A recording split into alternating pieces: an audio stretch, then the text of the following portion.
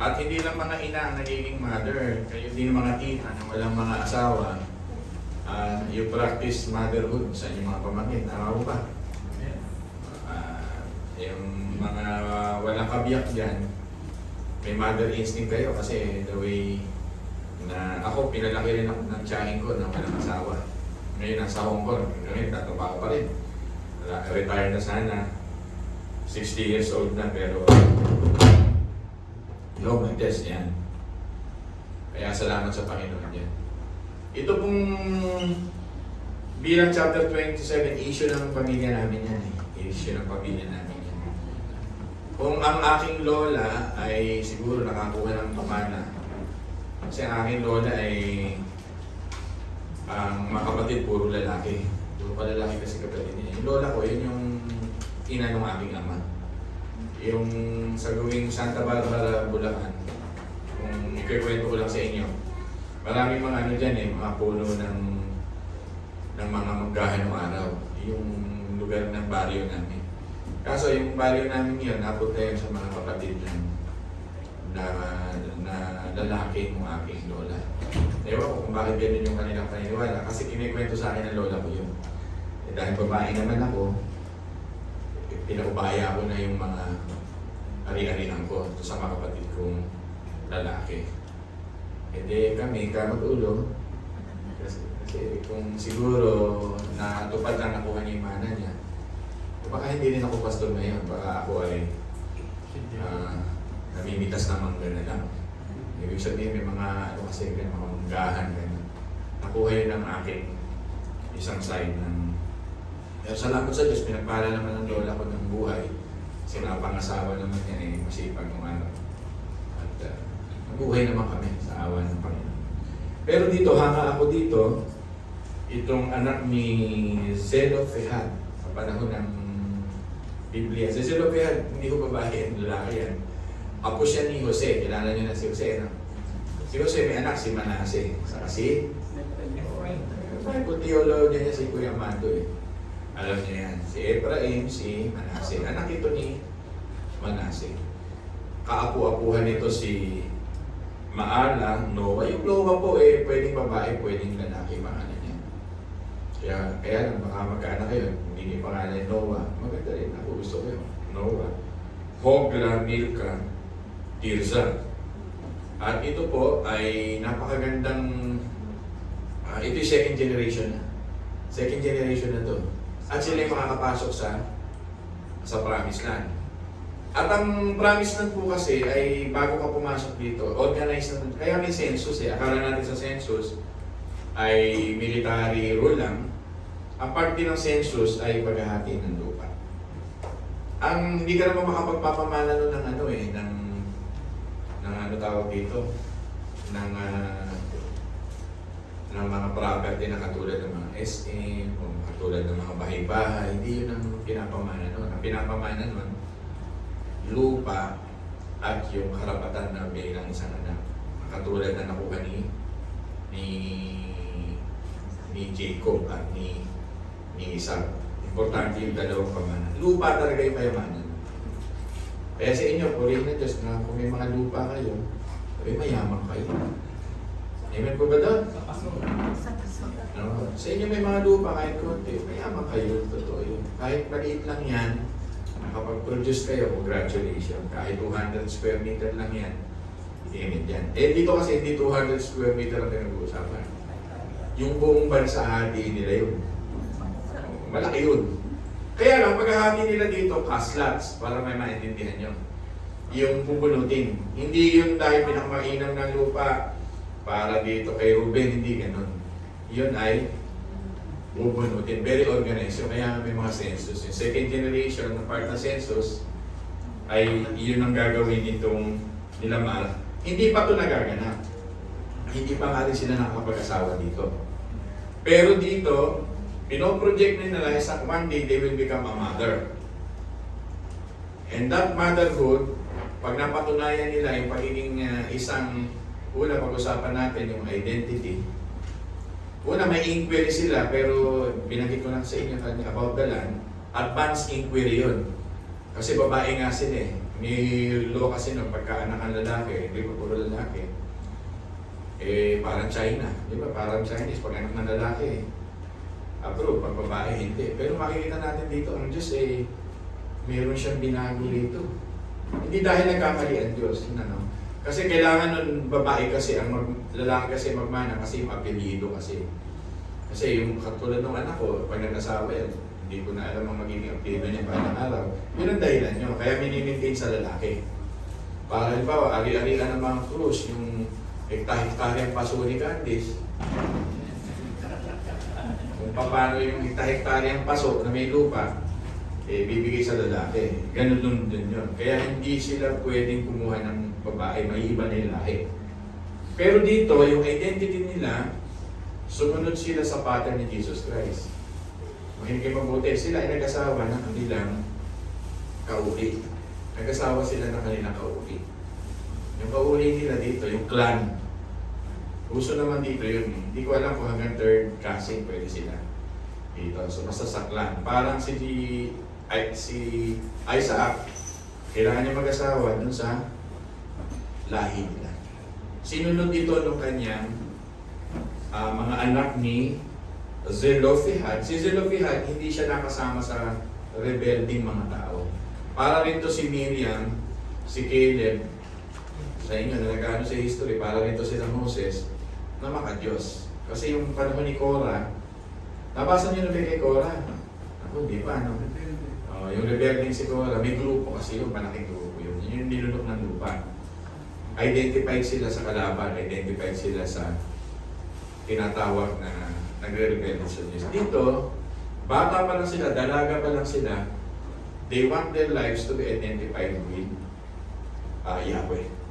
Kaya nung maging mother na sila sa kasaysayan, pag binasa ninyo, ang part nito ay nakuha nila yung land sa pamagitan ng identity nila na tama nilang nilalakaran. Pastor, ano ang pwedeng maging practical example namin dito? Kung kayo na mga kababaihan ay lumalakad sa gusto ng Panginoon, ang pagiging ina ay mapalad na. Sabi niyo, amen ba nun? Yung magkaroon ka ng isang ina ay mapalad na kayo. Amen ba nun? Pero yung magkaroon ka ng isang ina na maka-Diyos pa, yun yung identity. You are blessed among, hindi women, blessed among all other people. Katulad nila Ate Rose, nanay na pagpapala nyo na yan, born again pa. Lalo pagpapala yun. Sila Adela, mapalad ka, kaya naiyak si Marvin ng kaunti kasi nanay na niya, mabait na, born again pa, lahat ng ipapamana sa kanya. Hindi na. At ibig sabihin yung si Kristo, salita ng Diyos. Kaya yung identity nila dito ay identity kay Kristo. So di ba ang ganda yung identity ni Maala, Noah, Hogla, Milka, Tirsa, mga anak ng babae ni Zolifan, they are identified with Yahweh. So mga minamahal na nanay, ito ang maganda yung pamana sa inyong mga anak. Diba? Hindi yung luma yung plansya na di uli, hindi yun. Pinamagandang pamana ninyo ay yung iyong values, yung inyong karakter. Diba? Tama po ba? Kung nanay ni Candice ay maka-Diyos, nagbabasa ng Biblia, nananalangin, namahap na pamana niya yun sa kanyang panganay na anak. Nagbabasa ng Biblia, nananalangin, naglilingkod sa Panginoon. Yun ang pinakamagandang pamana. So, ni-reward ng Panginoon ito. At sa hatian ng bansa, hindi upasita bansa. Isipin mo yung kanilang courage, yung kanilang vision, that one day, para sa magiging angkan ko, magiging mga anak namin, itong si Maala, Noah, Hogla, Milka, at Tirsa, dami, no? Sinicured na nila. Alam kasi nilang ang Diyos magre-reward. Ang Diyos ay magbibigay. Yan yung mga babae rito na gusto nang mag-asawa ka na araw, ihahanda nyo rin nun. Diba? Tulad nila Queen, nila Ces, isang illustration, lahat ng kanilang mapupunta, siyempre makukuha ni Sophia yun, wala silang magagawa. kung ayaw nila mag-asawa. Yun ang pinakamalapit niya sa susunod. Kailangan may suot ni Zori ng mga damit nyo. Puro lalaki yung mga kapatid nyo. Dahil lahat ng gamit ninyo pang babae. Yun. Pero maganda sana maipasa nyo kay Sophia ay karangalan, panloob na galing sa ating Panginoon. So that's the kwento, mga minamahal. Bubuksan mo na yung ating manuscript. Ito na tayo. No? Napakaganda.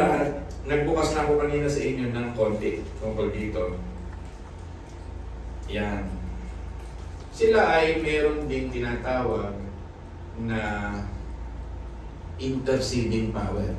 Pinag-usapan natin kanina yung identity. Ngayon, pag-usapan naman natin ngayon yung kanilang intercession ng konti. Bakit? Sapagkat nakuha nilang sumamo kay Elijah, sumamo kay Moses. Alam niyo yung pagsamo sa English? Nag-i-intercede sila sa kalagayan ng tatay nila na wala na. Ibig sabihin, they try everything materially and spiritually. Nakukuha ninyo? Ang pakaganda nung pag-i-inquiry, letter I, nag-i-inquiry, meron silang identification, ito meron din silang intercession. Talagang ang culture noon, as I said, sons lang ang only ang mag-i-inherit. Diba? At kung babae ang anak, pwede nang kalimutan sila. Pero di sila pumayag. These women, gamitin na natin yung illustration niyan, stood before Moses and assembly. Standing between the gap of their clan. Ibig sabihin ng intercession, you stand between the gap. Hindi sila nakipag-away, wala silang dalang bolo. Ang dala nila ay utak. Na wala silang, hindi pwedeng pagpunta namin sa promise na wala kaming mamanahin man lang sa susunod namin mga lahit. So, ang Diyos nakita ito, wrong interpretation o hindi yung binago ng Diyos ang doon, kundi parang ni-revise ng Panginoon. Binuksan niya kahit babae ang karapatang nakukuha ng isang lalaki. Kaya minsan namin misinterpret ang maraming patulad ng Middle East country na wala talagang babae. Tama po ba? Sa South, sa China, yung babae parang hindi masyadong mahalaga. I-quote nyo yung Biblia, Numbers chapter 27 and Numbers chapter 36. Kahit babae, pinapakita ng Diyos mahalaga sa Diyos. Makakakuha rin ng inheritance. May ba ba doon? Yeah. Makakakuha ng inheritance ang babae. Kaya huwag dapat baliwalain. Kaya unbiblical talaga yung kulturang nangyari sa ancient Middle East, ancient China, walang ng babae. Kasi si Eve at si Adam ay parehong nagdodominyo ng mundo. Hindi lang si Adan ang sinabihan ng Diyos na i-dominate ang buong mundo. Pati rin ang babae. Kaya sa mata ng Diyos, ang babae at lalaki ay pantay-pantay. Sa inyong mga sariling babae, pag inisip nyo, mas mataas sa akin ang hierarchy sa pamilya, walang ibang usapan yun. Pero yung usapan ng pantay-pantay, lahat tayo ay pantay-pantay. So, because of their intercession. Kung gagawin ninyo ito sa ating application sa panalangin, ano man ang bigat ng problema natin sa buhay, if you intercede, if you really pray hard, na talagang meron kang tinatawag na gusto mong makamit, ito ay makukuha. Amen po ba ito? Amen. Di ba kadalasan sa mga babae, may kulto na pagka nanay, sumusuko na lang. Sa mga lalaki ka ng mga tsuhin, sa tatay mo na lang. Ang ibig lang sabihin dito, nagkakaroon ng boses ang babae. The message for today is not a feminist movement. Hindi ito feminist movement. Mother's Day. Ang message ng Diyos ngayon, na may boses kayo mga babae. Amen po ba doon? May boses po ba kayo? Hindi lang si Pastor Ari na may boses dahil lalaki ko. Pero kayong mga babae, may boses din sa Panginoon because of that intercession. Tapos na tayo sa inquiry, ng intercession, yung kanilang intentional action. Hindi sila yung tinatawag na ganito, yung sige na nga lang, ganito na lang mangyari. Kasi babae naman kami. Di ba nung araw, yung babae, huwag nyo nang pag-aralin kasi tama po ba yan? Yung babae, huwag nyo nang pag-aralin kasi kailangan nila, sa bahay lang naman yan. Hindi ko mapag-aaral yung mga anak ko. Kung ako kasi si Carlos mas mataas yung income niya Kaya mabait ako dyan Kasi kailangan mag-aaral yung aking mga anak. Laki ng hirap ng aking asawa. Intentional action. Kaya kayo, yung papayag, pagka kayo nagpapayaman ng utak, gusto nyo mag-PhD, mag-doktor, mag-aaral, yung mga babae, bigyan nyo ng chance. At sa aking pag-aaral, napakaraming magagaling na babae. Diba? Ilan ang naging presidente natin babae? Aquino, Macapagal. Sino pa masusunod? Sara Duterte. Ay, ilan pa nga, politics tayo. Basta yung maka-Diyos. Dahil kayo ay life. Basta may intentional action lang. Ito na, sasabihin ko sa inyo. Ano ba yung intentional action? Consistent intentional action. Meron siyang purpose sila, magkakapatid, and goal-driven. Meron silang boldness to confront fears and social status as a daughter of God. Remember doon? Dapat ganito kayo mga babae. Meron kayong intentional na may gagawin. Di ba? Walang boses sa mga panahon nila Moses ang babae. Kukunti. Pero tinanong si Miriam kung ano kapakiritan yan. Doon pala makikita mo dun sa Israel, di ba? Nagugulo nila yung buong Israel. Si Miriam lang ang nagsasalita. Yun. Ang message ng Diyos ngayon, kayo mga kababaihan, kayo mga nanay, ipalakasin nyo ang inyong buhay spiritual. Basta what's the application of this? That one person can change the world. Even you woman can change so many things on this planet. Diba? Mga minamahal. Yan po ang mga mensahe ng Panginoon. Hindi sila yung babaeng nagko-complain lang o nagbubunga na. Sila yung mga babaeng intentional action. Ginawa nilang lumapit kay Moses. Imagine mo, 2 milyon ang tinuturing ng kalalakihan nun. Sa census niya nun, binibilang lalaki. Kaya yung kumain ng 5,000, feeding of the 5,000 sa buhay ni Jesus Christ, 5,000 puro lalaki yun. Kung isasama mo rin yung anak nila, asawa nila, baka dito nasa 3 million sila dito, 2 million something. Kasi 600,000 yung second census dito sa second generation, 600,000 plus din yung first generation. If you read the book of Numbers. Kaya dito, nung sinenso sila, ay pinapakita ng Diyos dito na talagang may ginawa sila. Imbis na sila ay magbunga nga, bakit sinasabi ni Pastor magbunga nga? Hindi ka sa mga babae pumangyari. Kaya nasabi sa book of Proverbs, masarap ang matulog sa bubunga ng isang bahay, kaysa makasama mo isang babae, pakilakas nga po mga babae. Isang babae, mataldal naman, mataldal. Kasi yung bahay nila nang gawa sa tisa, hindi katulad natin hiyero. Ang mga bahay sa Biblia nun, lupa. Kaya kahinukay yun yung binaba si Jesus Christ Lupa, malamig ang bahay nila kasi mainit sa Middle East. So, ang ibig ko lang sabihin, they do start something kaysa magdadaldal.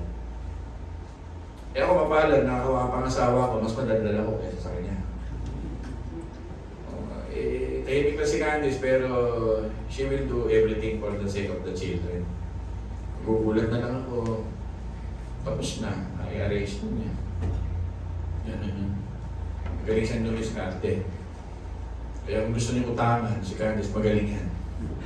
Ihahanap kayo ng client. Anak ko siyempre, yung panganay ko, kung alam niyo lang yung sakripisyo ni Candice dyan. She did everything hanggang sa makapasok sa work. Ang nanay niya naluto ron. Kasi may mga kailangan. Hindi ko na i-detalye, may mga kailangan i-arrange sa mga bagay-bagay. So, to the rescue yung mother. Imbis na magdadaldal, to the rescue. So, mga minamahal, instead of complaining about the problem na nakikita ng maraming kababaihan, problema, magbubunga nga, they walk and they pursued solution. So, sila yung mga golden buzzer mothers. Sila yan. May criteria sila na tinitingnan ng mga tao, madaldal ba to? O inaction. Maganda sana kung madaldal ka na, puro ka pa action. Hindi ko naman iiwas sa babae. Talagang may mga babae talaga. Tingnan nyo nga yung katabi niya kung madaldal yan. Hindi. Daldal ba sila sa bahay? Wala na tayo sasayin, wala na tayo sasayin, wala na tayo sasayin. Pero masarap yung babae, yung lumandal siyang gano'n, pag uwi niya, kung lumabas siya, katulad ng Proverbs chapter 31 na babae, ay may dignity yung kanyang husband at mga anak kasi sa panahon ng taglamig, may susuot silang damit na itinahinong na. Hindi sila naguguto, nag-ipon yung babae ng pagkain.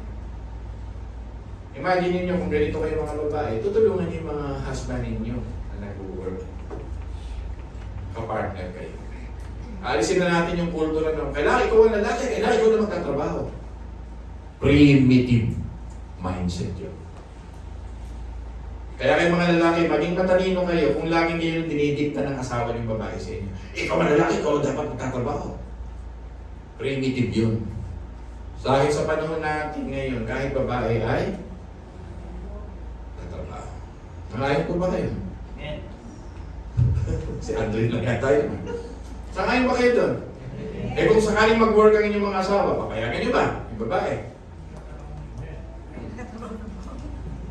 Ano ba? Well, hindi naman kailangan ng ano. Meron talaga. Just the family in order for them to survive. As I said, complaining is just a noise. A woman who talk and talk is just a noise. We need to be proactive like these daughters. Gawan mo ng paraan. Basta kung alam mo na, may mga anak mo inaalagaan, hanggang kailan mo ba alagaan ng anak mo? Lalaki rin yan. Diba? At kailangan mo rin magtrabaho. Sa hirap ng buhay sa Pilipinas, hindi kayo mabuti. Napakahirap na kung ang husband mo nag-work lang ng simple dito sa Pilipinas.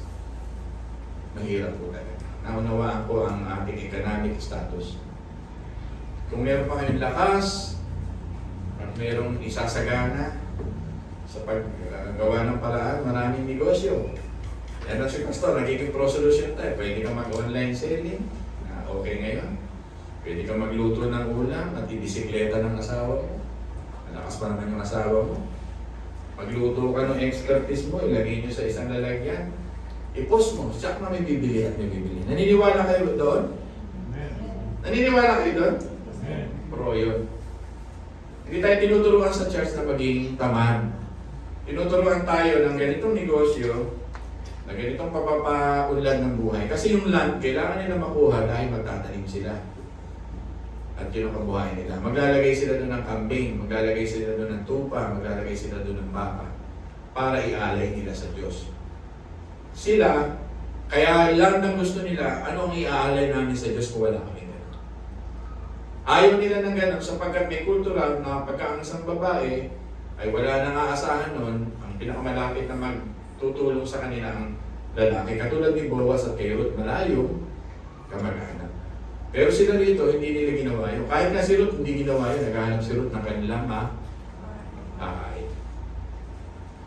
So pag narinig yung mensahe nito, habang malakas ka pa, habang gusto mong lumaba ang buhay mo, gawin niyo po ito.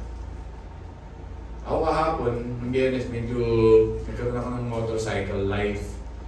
O, may dinalaw ako dyan. Diyan lang naman, malapit-lapit sa Bicol.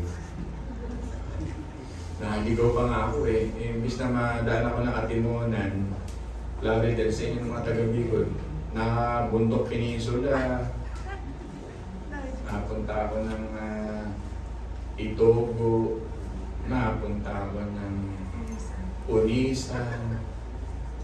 Pero nung makita ko naman yung view doon, may mga white beaches pala doon. Na maganda pa sa Boracay, sa Unisan. Sabi ko, praise God. Naligaw ako, praise God. Dalawa kami, yung si Reverend Prince. Kasi dinalaw ko yung kapatid ni Mrs. Yung kapatid ni Mrs. nakakuha ng manang lupa. So, manang lupa na puro nyog. Yung bunsong kapatid niya na yung napangasawa na puro rambutan, mga ganun na tayo na doon. Eh, ayoko na kwento-kwento lang na gano'n. Gusto ko makita ng literal. Alam mo naman ako, pinatampo. At nawala nga yung sakit ng libid ko. Praise God. Eh, yung ba doon? Alam niyo kung bakit? Eh, yung tubig mahal eh, mas mura yung buko. Literally, yung inumin kasi kukunin pa nila sa highway. So, ginawa ng nanay ng kapatid, puro simula umaga hanggang hapon, puro buko inumin. Wala yung sakit ng libid. Yung ihi ko ay guminhawa. Pero ang mga women doon, nangongopra. Alam niyo yung kopra, sa hindi nakakintindi. Yung nahuhulog na niyo, pinupulot, at kinukuha yung laman at binibilad. Halos lahat ng mga kababaihan. Isipin mo, yung kung ano yung nilagay ng Diyos na kanilang mga nasa paligid. Pag nagpunta ko kayo doon, parang amoy na biko yung lugar. Bakit po amoy biko? Yung latik. Kasi puro gawaan ng mantika. At ang kadalasan gumagawa ng yung mga kababaihan. Pro-life. Ang lahat ng laman ng barangay hall, dinalaw ko yung barangay hall, puro babae. Kasi kung papayag na wala kausap para mag-share. Barangay hall, yung mga pinuntahan ko yung mga ilang, kasi ang community na 400 lang yung tao. 400 lang yung tao. Eh, nakita ko yung mga kababaihan doon ay hindi magugutom. Hindi po magugutom. Kaya masisipag talaga ang mga gawirin sa South na ito. Bakit ko kinikwento yun? Saan kasi buhay natin sa Pasita? Gawa ka ng ice candy. Gawa ka ng yelo. Magbenta ka, lagay mo doon sa iyong harapan. Saan ayaw pa makayot sa kinikwento ko? Candice, gumawa ka ng gunisa, hindi na kaya ni Candice. Maging pro tayo, katulad ng mga anak ni Zelo Pera. Tama? Hindi kayo magugutom. Yung online business ngayon, napakalakas basta ako bilang customer, ang bibili ko yung masarap. Pag may masarap na ginagawa ko, yung masarap na bigo ni Kuya Amado, subukan mo lang lagay sa malalaking sa mga microwaveable yun. Linggo-linggo, magdala ka rito. Hindi maubos yun. Hindi dapat tayo mahiya sa ganun. Sapagkat pro-life yun. These mothers stood before Moses and assembling at ginawa nga nila yung intentional action. Alam nila that they can never change a situation in their complaining. We can never change a situation because of complaining. Now we need to intentional action. Yung sabi nila. Napakaganda, no? Ang mga Israel, they celebrate tradition. Instead of crying, dahil may problema sila, puro sila babae, and complaining, they stood to be in intentional action. Wise, bold, fearless, and nag-act nga sila about the land. At ang Diyos dininig ang kanilang mga desire of the heart. Psalm 37 verse 4, God will give you the desire of your heart. Mga kababaihan, practical tayo ngayon, mangarap kayo sa buhay. Tulungan ninyo yung mga husband na nagtatrabaho. Gumawa ka ng paraan habang malakas pa kayo. Guy, kausap ko kayo. Kung marunong kang gumawa ng tosino, silunan mo na. May market ba, Pastor? Tayo ang market. O, ilagay nyo sa SS Connect. Ay, huwag naman magiging negosyo yun. Gagawa tayo ng panibago na para lang, halimbawa, nagtitinda ka ng ganito. Kailangan natin magtulungan sa isa't isa. Diba? Pag napunta ako ng Sambales, ibabalit ko yung meron klaseng asin o order pa sa akin. Yan ang tanong ko sa inyo. Natikman niyo ba yung asin ng Sambales yung primera klase? Lasang leche. Kita mo yung marketing ko, asin, lasang leche. Kung hindi pa naman bilhin yung asin na lasang leche ni Pastor Ayet. Ganun. Ganito kasi yung ugali ng mga babae dito. Diba? Hindi yung tinanong dito ni Willie. Rebellion kung mahilig. Kung isa, Sabi ng batang 4 years old, tinanong ni Willie, ano ang gusto mo paglaki mo? Gusto ko pong maging nanay. Understate, tuwa-tuwa yung mga tao, palakpak. Bakit gusto mong nanay? Kasi ang nanay naglalaba po. Oo nga naman, sabi ni Willie, naglalaba nanay. Yung pangalawang sabi niya, magugulat kayo. Bakit gusto mo talaga maging nanay? Kasi po ang nanay ko nagtotongit po. Diba, sa mga iba-ibang lugar, makikita kayo, pumunta kayo gawing Pier 10, makikita mo nagbibingguhan dyan. Pier 2, yung Happy Land. Sorry to mention that, pero totoo yung sinasabi ko. Diba? Eh, bakit doon ubusin ang oras mo? Ang lola ko nung araw, napakasipag, nagre-retaso ng mga kakanin. Alam niyo yung bele ko, na napakakunan? Sa amin galing yun eh. Sa Bulacan, nilalagay ng lola namin sa plastic. Kandila lang ginagamit. Wala kasi, hindi uso yung ano eh. Yung ano tawag lang, sealer, kandila lang. At kami mga apo ay inuutusan. Ang bakasyon namin, nagsisiler kami ng paninda. O, eh yun nga lang, pagka natapos na gawain namin, may pambingo na kami nun. Lola namin, magkano kailangan mo ako? Tinulungan ko siya. Masipag siya noon. Yun, kaya hindi na kahit pa paano, may pambili ng bigas, may pambili ng gano'n.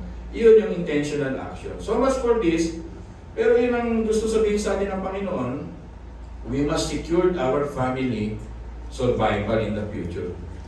Wala na tayong ibang aasahan kundi ang sarili nating pamilya. Tama po ba? Sa church, pwede kang pumatong, hindi ka matatanggihan ng kapatiran mo. Pero sa sarili mong clan, i-secure mo yan. Sa pagtanda namin ni Candice, nagpaplano kami, paano natin i-secure ng buhay natin. Simple na pangarap ng asawa ko. Kahit may isang maliit na sari-sari store.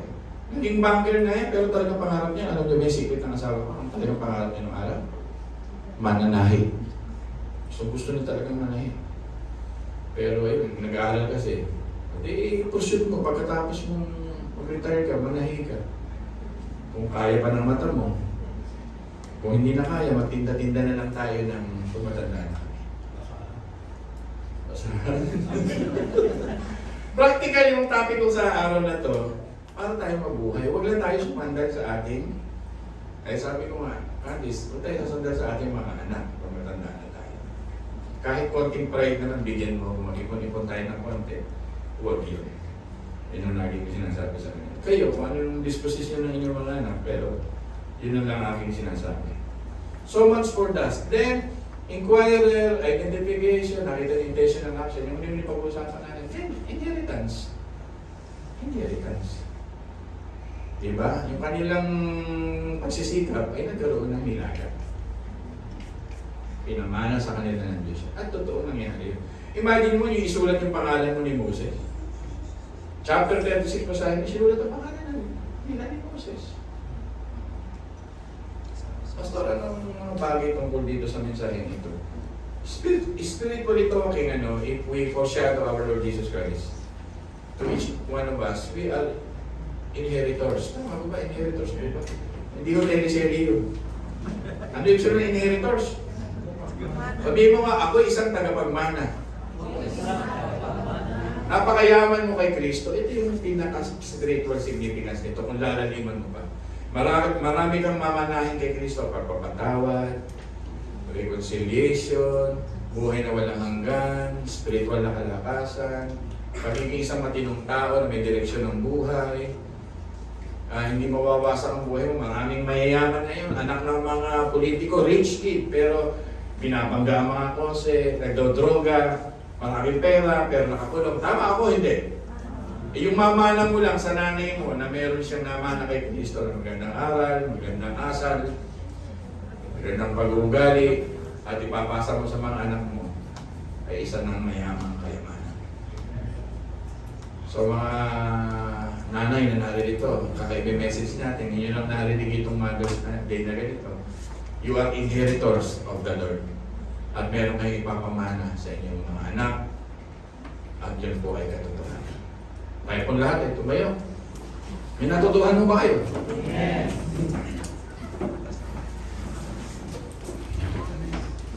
Amen po ba lang? Andito na ba lahat ng bata? Yan. Andito ba? pumapasok sa isip ko si Amara, pray ko na si Amara. Siguro 3 to 4 days ko lang naiisip eh. Siguro nga nabalitaan ko may ano, tapos hindi nawawala sa isip. Asa mo si Amara, pag-pray ko na rin. Kawagin nyo nga, para bago tayo sa Amara. Importante. Siyempre tayo magkakapatid, pag-pray natin, yung mga sakit-sakit ng mga bata, may konting sana maging tama yung mga diagnose natin. Hindi naman alarming, pero pray natin. Una natin pag-pray. Bago tumuloy tayo sa Mother's Day. Si Jen naman, yung kaibigan ni Candice, ay opera ng bukas, tatanggalan ng breast. Si Amara tawagin habang umaaway na alala ko yun. Nung isang araw ko pa naiisip yun, 2-3 days ko ninisip si Amara. Ibig sabihin nun, pag-pray. Intercession. Pag-pray natin. Sa kaya nawala na, baka uwi.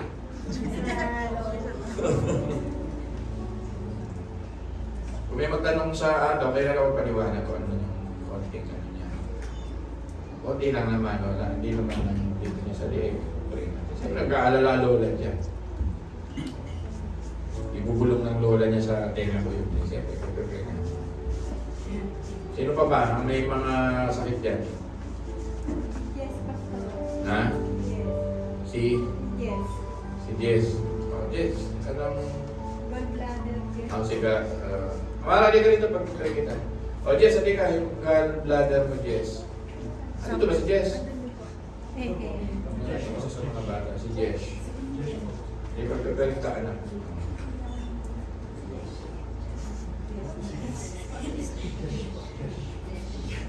Hindi si Jess. Si Jess. Dito kayo. Sige. Sino pa? Bayan ko. O, si Bayan. Kailangan yung biyak ko. Martis, dito ka sa harap. Pagparin natin si Karen. Ano ba? Jen, dito ka. Yung intercede for her. Wala kayo matititing problema. Hanggang ngayon, may time tayo to pray. I believe in intercession. This is the word of the Holy Spirit. Baka merong gusto niyong tayuan. Ang kapatid na sobrang grabe sa akin. Kahit hindi nyo na mapanggit na sabihin nyo na lang. O just dito ka, meron kasi kami mga activity. Hanggat gusto niyong alisan yung mabibigat na problema, lumapit na kayo. Meron ba rito? Ano pa ba? Yung talagang mabigat, yung talagang ikaw ate liberty. Mawala na yung pressure mo sa mata, talagang mamimiss namin ang iyong hawak mo ang bit. Talagang natin tayo.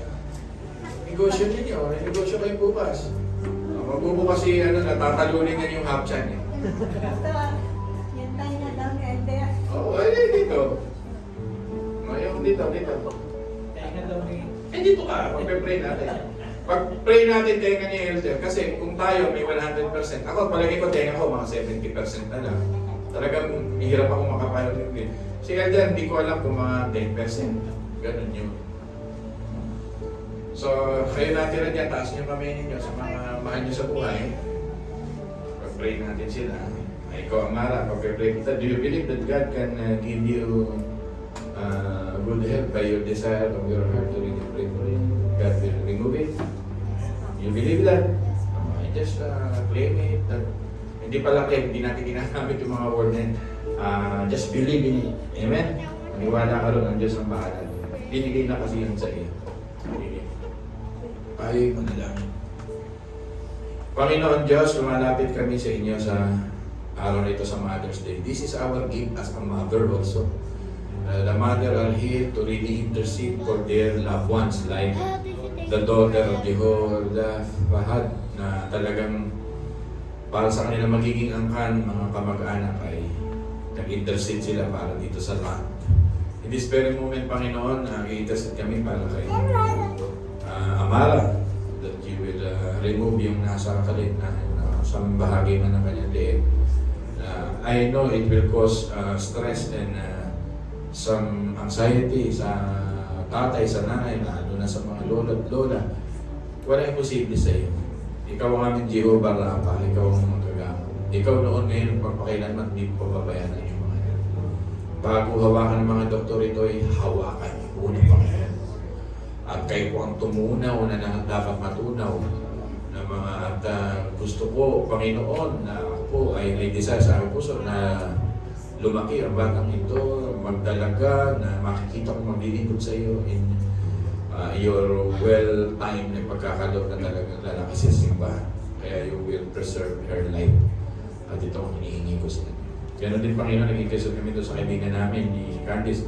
Natatanggalan na ng kanyang breast tumuro. Nawa po kung siya papayaan at magkaroon siya ng comfort. Salamat dahil siya ay born again at yung kailangan niya ng pangangailangan ay yung kanilang mga old friends na nasa ibang bansa na hindi naman nagtatanong ay biglang nagpadala at sinagot mo yung pang-opera. Yun po ay isang simbolo that you are Jehovah Jireh. Nagpatutuo sa amin, kaya kayo po magpagaling para dito sa kay Jen na kaibigan din namin na isang born again. Nagpe-pray din namin kung ano man ang pinagdadaanan nila Ate Mel sa kanyang mga anak, sa kanyang kalusugan, kay Porter. Sana dumating ang panahon na ang lahat ng ito ay inyong bigyan ng solusyon. Lalo na yung physical na katawan ni Ate Mel. Pray that you will heal her, mahabang buhay, makasama pa namin siya, magtagal pa, at makapaglingkod na magkasama-sama. Nataas ko sa inyo si Jess, yung gallbladder. Kay Jess, paano panalangin ko kanyang anak, kay siya rin. Pinag-pray ko, Panginoon. In this very moment, in this altar, we are praying, interceding like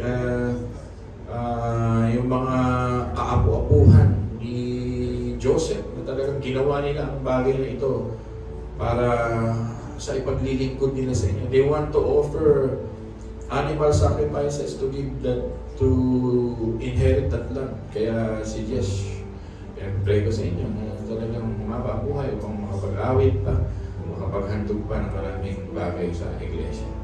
At taas ko si Ate Liberty that you will provide yung needs ng kanyang physical na pangailangan. Bigyan mo siya ng mahabang pag-sustain pa ng kanyang presyo sa kanyang mata.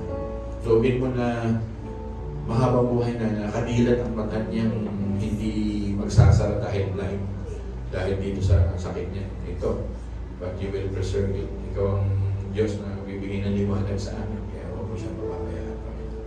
Ang lahat ng bagay kami ay nakakahingi ng tulong sa inyo sa totoo ito, Panginoon.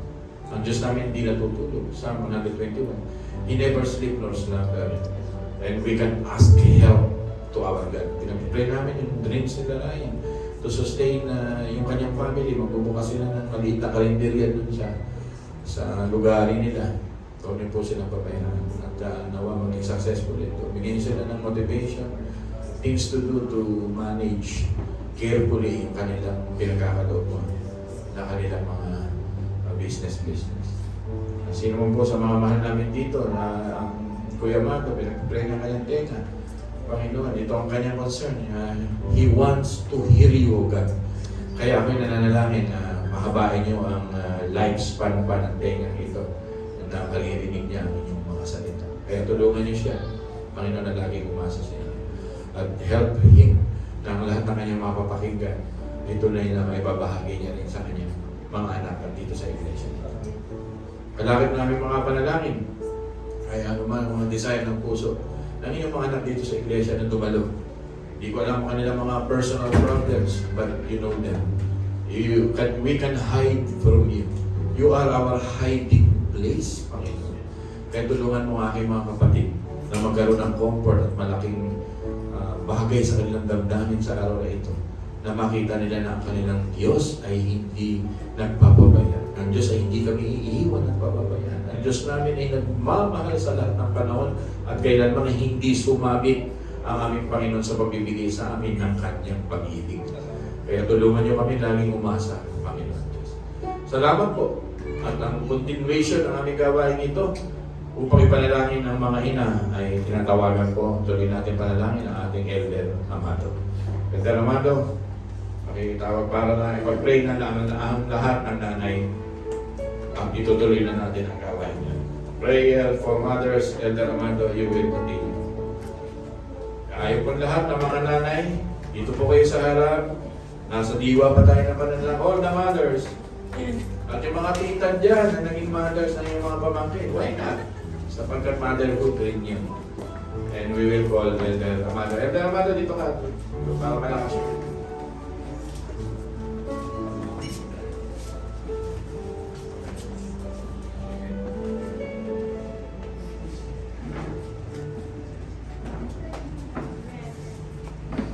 Tayo pa ang nakalangin.